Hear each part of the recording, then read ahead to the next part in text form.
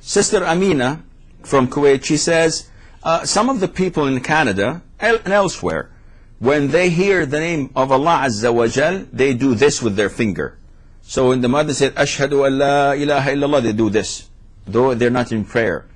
And not only this, even in prayer, while they're praying, if the Imam recites an ayah with Man khalaqa as-samawati wal-ard, and they would do this, pointing to Allah Azza wa Jal. أَمَّا يُجِيبُ الْمُضْطَرَّ إِذَا دَعَاهُ, who would answer the one in need and desperate situations when they call him?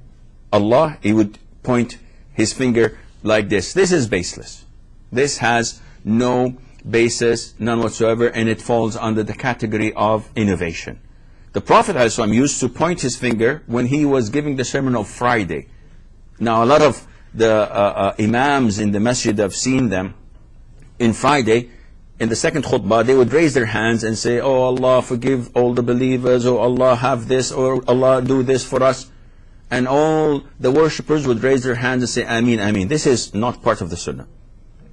The Prophet had never ever raised his hands, alayhi salatu wasalam, in Friday sermons, except when asking Allah for rain.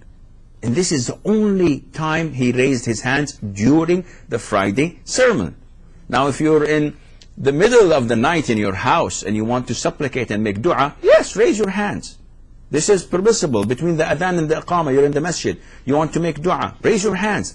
But don't raise your hands in locations where the Prophet did not neither instruct us nor did it himself, alayhi salatu wasalam. For example, after you conclude your prayer, after every fard prayer, people do this, and they say things they even don't recognize or concentrate in, and then they wipe themselves, their faces, and leave. This is an innovation. Doing it every single fard is an innovation. Therefore, pointing your finger when hearing the name of Allah, this is not part of the Sunnah.